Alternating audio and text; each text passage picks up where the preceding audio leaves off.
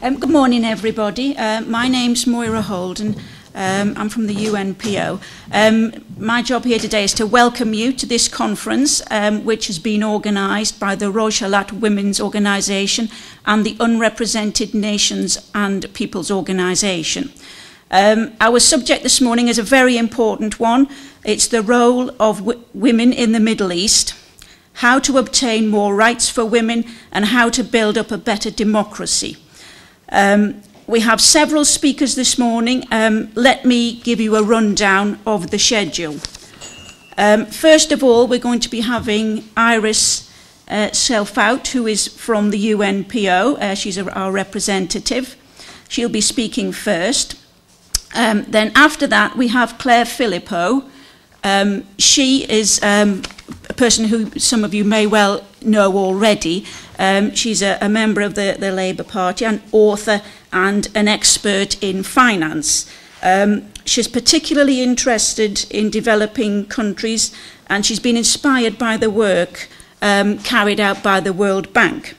Claire has recognised the growing influence of smartphones in the emerging parts of the world, and she knows that 3 billion people do not have a bank account, and because of this she has worked on developing a payment app for these emerging markets. Claire is committed to global issues, and she also identifies very personally with the struggle of many women. Now, the next speaker who we did have down to speak, Thierry Baudet, is sadly not coming today, so I apologise for that. The speaker after Claire will be Ira Stam. Now, she is a board member of Passage, which is the Christian women's movement, and she has helped to develop projects with many other international organisations since 2008. She also gives workshops and training sessions as well. Her particular target is to improve the situation of rural women. Okay, so that's the schedule for this morning. Now, after each speaker has given their speech, we will allow questions from the floor. We won't wait sort of right till the very end after all the speakers, but after each speaker, you can then ask a question if you want to, okay? So let's hand over now to our first speaker, Iris. Thank you.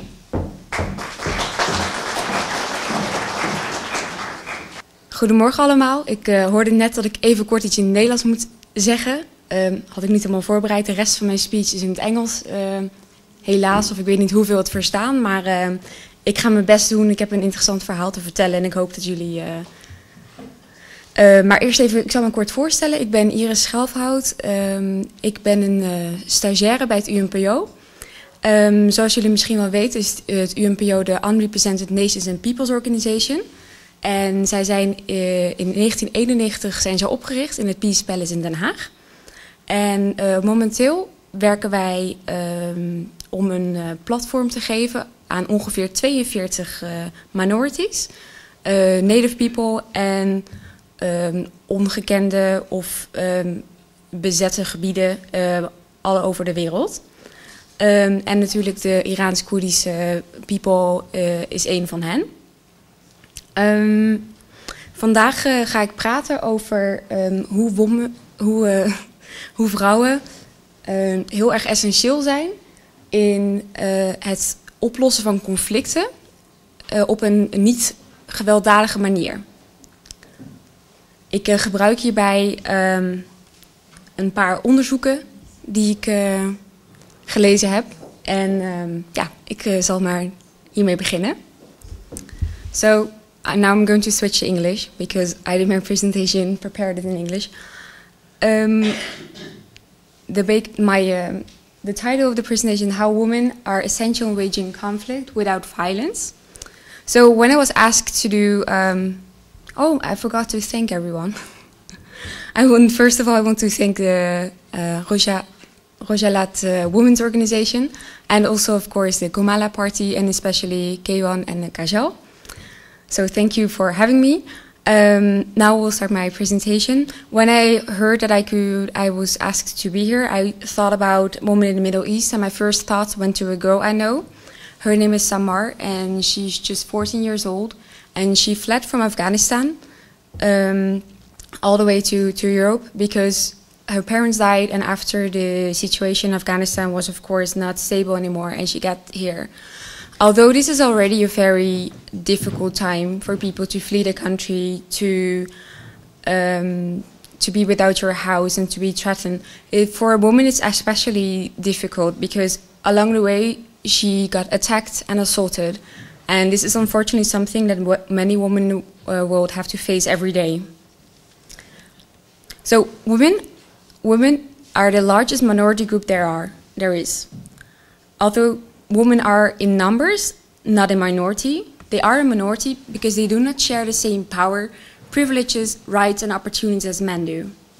Some people say that women actually always live on a sort of rape schedule because they always have to keep in mind, they have to be more careful. For example, myself, when I walk outside, I go to my car at night, I always keep my keys in my hand because I'm afraid someone might attack me.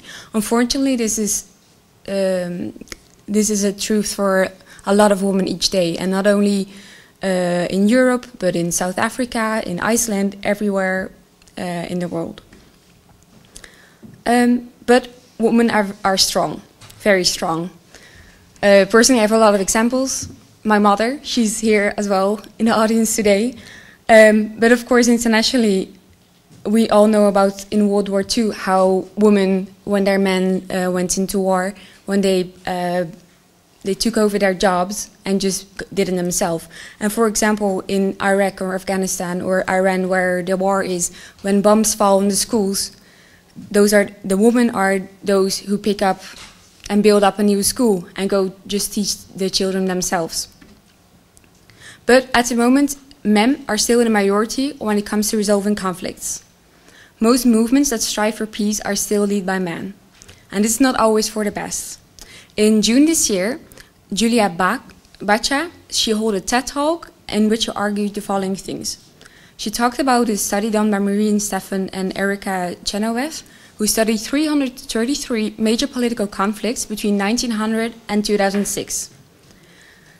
These researchers found out that non-violent campaigns were almost 100% more successful in resolving the conflict than violent campaigns. Of course, the non-violent campaigns also show that they were less likely to lead to physical harm on both parties. Plus, these movements seem to lead to a more peaceful and democratic societies. In other words, non-violent campaigns were far more effective and sustainable in the long term than violent campaigns. And this is very convincing proof of engaging a movement that uses a non-violence method of operating. The question arises, why aren't more groups taking this non-violence method of waging conflict?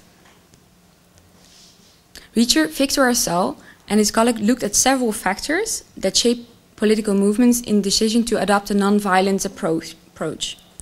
They found out that the reasons are not to be found in whether a group is very religious or left or right-wing oriented, but they found that the solution had to do with how a movement envisions the role of women in society.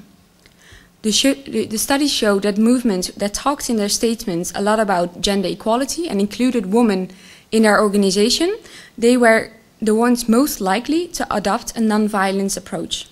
And as we have seen, this non-violence approach is 100% more effective than violent approaches to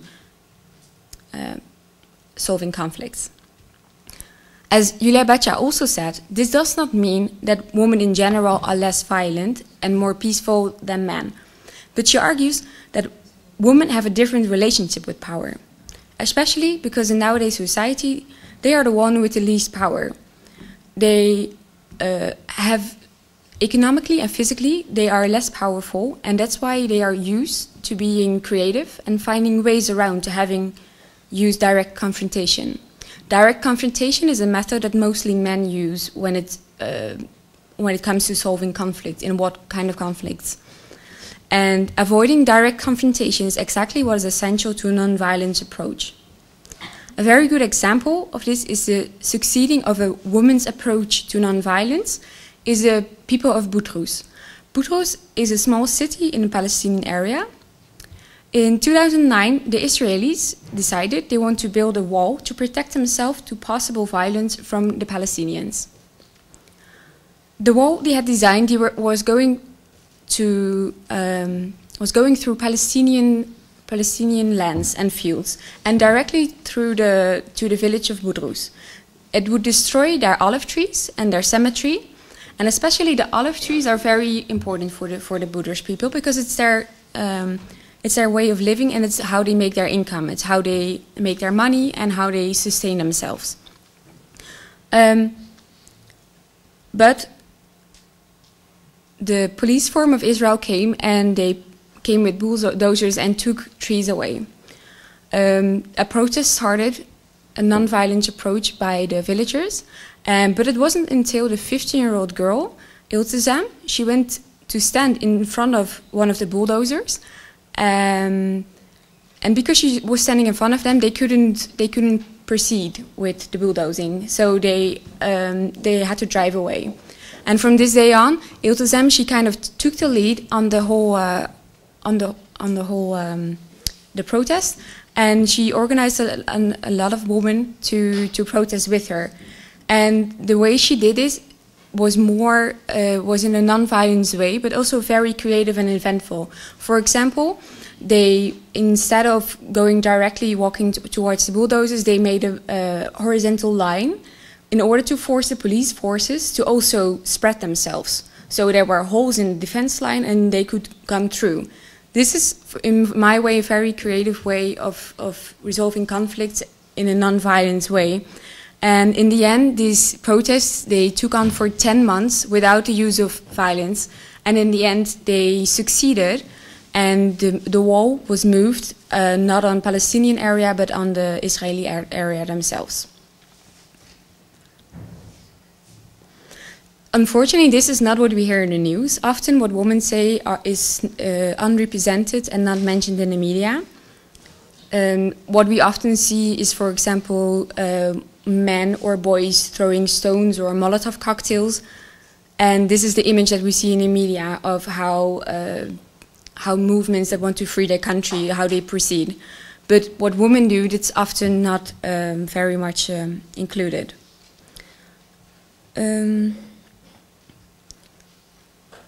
At the same time, I don't believe that it's a problem that women in the Middle East do not know how to organize themselves or how to stand up and take leadership. There are many examples of women that stood up. We have Fatima al-Jafari. She swallowed leaflets containing the uprising directives in order to spread them across the territories without getting caught. And for example, there's Zahira Kamal, and she ensured the longevity of the uprising in Palestine by leading an organization that went from 25 women to 3,000 in a single year. The only problem is that these women do not get enough media attention, and they're often in the backgrounds operating secretly. But they do need media coverage. It is important that they are seen, because only that can inspire women also engage in conflict resolving in other areas in the Middle East or anywhere else. So, to conclude, we realize that a non-violent approach to conflict is the most effective way. Secondly, how a movement sees the position of women in society is essential in adapting a non-violent approach. And thirdly, it's very important that women get more coverage in the media so they can give a model and a role to other women, so they realize they do have a voice and that their way of operating is often more effective in the end than a way of approaching that men have in the long term. Thank you very much.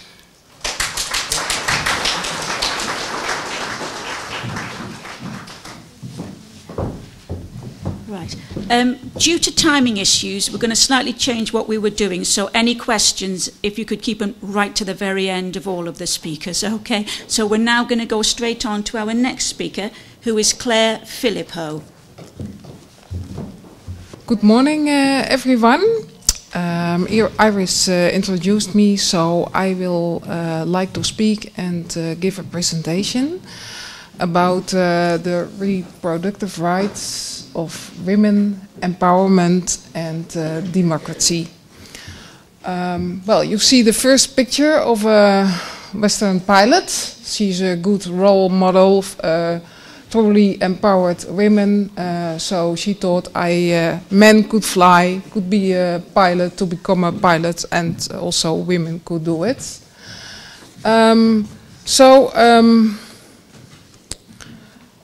It's important for women to have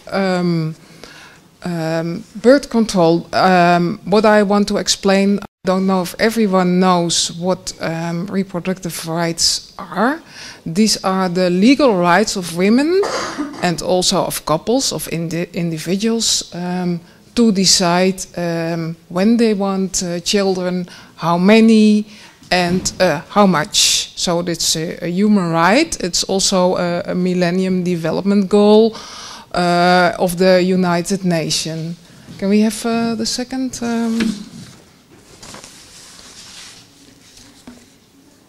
So first I will give some information about it, that the reproductive rights is an important key to achieving the Millennium Development Goal and achieving empowerment.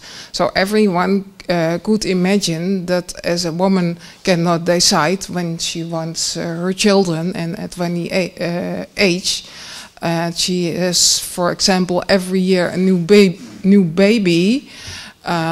If she can afford it or not, that's very difficult for women to empower themselves. So she cannot work, because when you have 4 young children, it's very difficult for women to have a job and a career. So that's a barrier. Can we go to the next slide, please?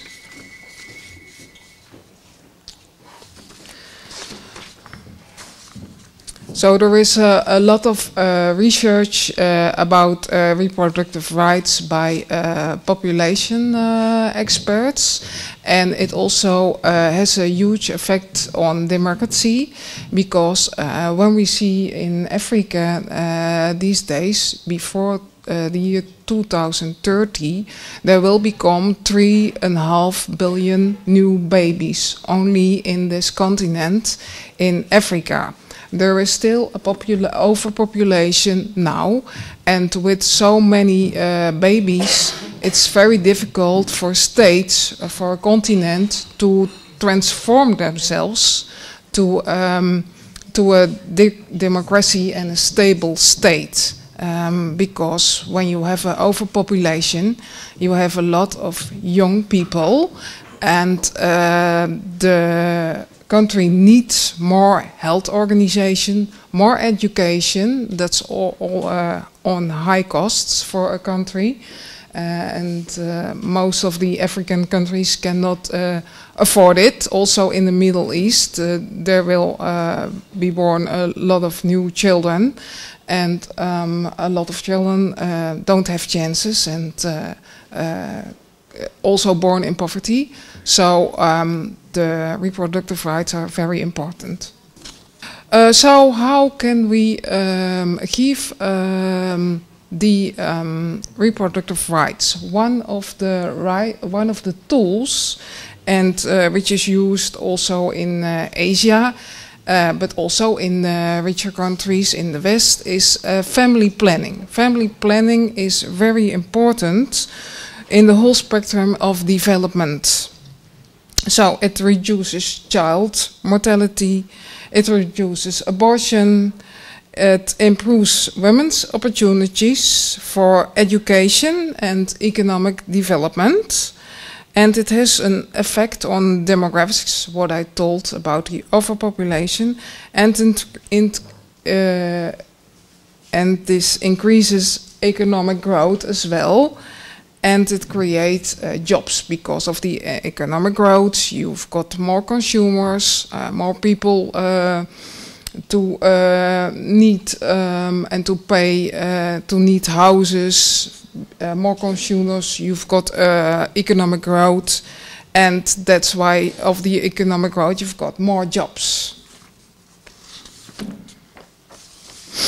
I think in the Western countries we are made a lot of progress of the empowerment of women. Most women can go to school, have education, have jobs, and so on, are able to decide if they want babies or not, they want children and how much. But there are still a lot of barriers, especially in the Middle East, in Africa, but also in Asia, a lot of barriers. And I want not only, I want to talk about the religions who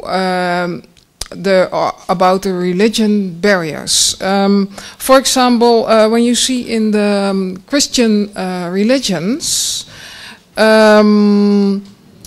the Christian religion has banned the birth control, so that women, for example, in Asia and in Africa, it's forbidden, and also abortion is illegal, which is not working because it leads to unsafe abortions with a lot of complications for women. So, because if women and men cannot afford another child, they want to have illegal abortions, which are millions each year.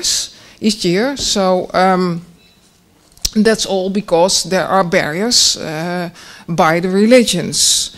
Catholic religions, for example, they think that it is a creation or God's plan, and therefore it's morally unacceptable that women and men can decide about contraceptions. There is a lot of research in Asia by scientists about this issue. And the effects of this control ban are that these children are stillborn. Also, there are unwanted pregnancies, and millions of these children live on the streets in poverty, and they have to sleep in the streets. There's no one for them, so that's not a good, of course. Girls and often end up in prostitution, and boys have a huge risk ending up in a street gang and also in terrorism. So can we go to the other slide? I also had this one. So, well, this is a short presentation. There's a lot of research, and you can look self on Google or internet, especially the Good Macher Institute did a lot of and does a lot of research about reproductive rights. So the tools for more rights for women and to achieve transformation in states to a better democracy, because everyone can imagine when there is economic growth, more jobs for men and women, you get a more stable state, more investors, more companies, so that's a lot of benefits. So for women themselves, well, we have the tools of education, of course. They need to have knowledge about birth control. It's also good for women to get in higher positions, like more female politicians, more female CEOs. That's also better for the democracy. There's a lot of research about it. That's also a tool to achieve empowerment and more jobs, of course. Our organization, Passage, is a Christian social women's movement, a Dutch-based women's organization. We are a member volunteer organization and we have 15,000 members. We work together with rural women's organizations to work towards a sustainable development of rural areas to improve the position of women. I will tell something about our project in India. From 2008 till 2012, Passage has supporting and advising the consolidation of a women's wing within a farmers' federation in Andhra Pradesh, one of the poorest areas in India. In particular, in the rural areas in India, like in many other countries in the world, women work hard and have a really difficult life. They have to deal with domestic violence, alcoholism, poverty, and other social problems.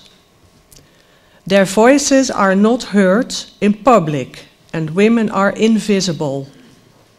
At the end of our collaboration, the Women's Wing has organized women, and now they have 12,000 members. All these women were trained to make homemade products and increase their income by selling these products and starting small businesses. And all these women were trained in leadership skills. We work according to the method of train the trainer.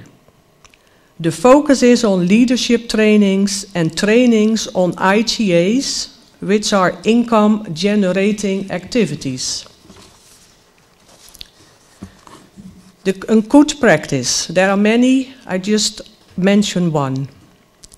In these 5 years collaboration, one of the most important changes was that by increasing the family income through selling the women products, the number of suicides among farmers has been reduced.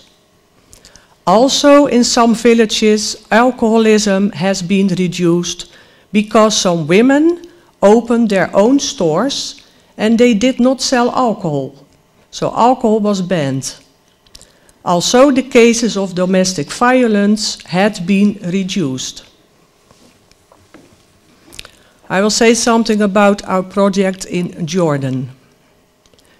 From 2012 till 2015, we worked together with a rural women's organization in Jordan. The founder of this women's organization is a farmer, and first she was a member of a farmers' organization in Jordan. Her experience was that the voices of rural women were not heard, and that is how the Rural Women's Organization was born. This organization wants to combat the inequality between men and women. They asked advice how to do lobby trajectories on the equality in wages between men and women, agricultural laborers, land ownership by women after heritage, and to take actively part in elections and making their own choices. This organization does a lot of lobby activities, and they also train their members. A good practice. After years of lobby activities, national law in Jordan has been changed, and now persons who hire parcels of land are also to become members of producers' organization, where in the past only landowners could become members. The organizations give their members trainings and courses on women's rights. For example, women in Jordan, like in other Middle Eastern countries as well, give up easily their heritage rights in favor of their brothers. The women organization organized trainings concerning women's rights with a focus on heritage rights, divorce rights, taking part in elections, and rights on education. The outcome is that women have more self-awareness and self-esteem, and they feel stronger to fight for changes.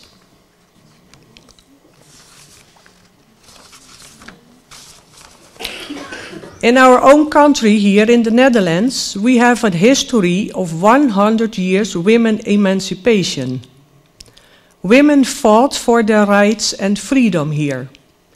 In our women history, there were two important emancipation moments, one around 1900 and the other after 1960. Around 1900 there was achieved that women were allowed to vote.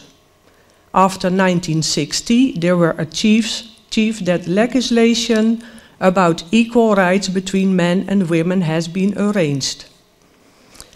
Last year, 193 countries signed the Sustainable Development Goals. These Sustainable Development Goals apply to all countries. For example, goal number 5, equal rights for men and women and empowerment of women and girls. In our country, many things change for women, but still many things have to be done. Emancipation is a constant, ongoing process. Women worldwide have worked and still have to work on their own emancipation by themselves. But not without men. We do it together. In our country, but also worldwide. From our experiences, we can draw some conclusions, some conditions to improve the position of rural, but also other women. First, women must come out of their houses, out of their isolation. I repeat it. Women must come out of their houses, out of their isolation. Second, women must be organized from grassroots level. Women must be organized from grassroots level. Third, women should become members of a women's organization so that their voices are heard. Together you are strong and you can make changes. So women should become members of a women's organization. 4. A well-functioning organization has a social and an economic function. Women must be socially and economically empowered. A well-functioning organization has a social and an economical function. 5. Women should be empowered by regular trainings. Socially, to be trained in leadership skills, lobby and advocacy. Economically, to be trained in income-generating activities, to get a bank account, to learn to save money, etc. Women should be empowered by regular trainings. 6. Women should have a network and extend their network. Women should have a network and extend their network. 7. Involve men in your objectives. We always say, when we work with other women groups, gender yes, but not without men.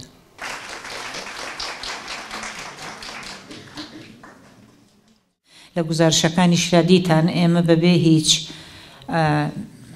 بەرتەسکی دیدگاهی یا هینێک هەم کۆمەک و سرویسهای ئینسانی خۆمان پێشکەشەکەین بە هەر نیازمەندێکی ژن هەم پرۆژە هەمان هەیە بۆ توانمەندسازی لە عینی حاڵدا کۆمەڵی ژنانی ڕۆژهەڵات تەنیا ڕێکخراوی NGOیە لە باشووری کوردستان کە سەبت بووە وەکو NGO پرۆژە وەردەگرێ و خزمەت دەکا ئەوەڵین پرۆژەی کە وەرگرت 15 دێهاتی لە دەوروبەری لە منتەقەی سلێمانی گرتە ژێر نزارەتی بێهداشتی و سەواداموزی دوایی خواردی بە ئەم قەتیزبوونەوەی وەزعی اقتصادی لە کوردستانی باشوور و پرۆژەی دووەممان نەتوانی وەربگرین بەڵام لەسەر پرۆژەی ئەوەڵ جایزەی تایبەتی وەرگرت کۆمەڵی ژنە.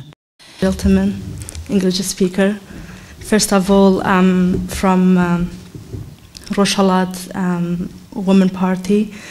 We want to thank you so much for being able to come and share your great and unique experience with us. And what you do so far is a message that not only for us as a Kurdish woman, is a message of hope for so many women around the world, that one day we achieve and hopefully the society recognize our basic right. And we are hoping that your unique experience and your unique quality, one day you could share it with Kurdish women in particular as well. I'm trying my best to translate what Nahid Bohmani has saying here so far, but from what I can conclude that there's always been a barrier for women to be involved and to succeed in so many aspects of our society, from political to social to economic, and many other aspects as well. However, we as a woman couldn't say no to all of the discrimination. We always fought to achieve our right and to fight for our right. And Rojhalat women organization has been very supportive to support women to extend their knowledge and understanding of their right through education, and education as well as giving them opportunity to have their voice. We have acknowledged that in society there are so many discrimination against women in so many aspects of their life. However, we are working towards it to hopefully minimize this discrimination and encourage Kurdish women to be involved in their right in order to develop economy, and having the position in management, in political as well, leadership as well.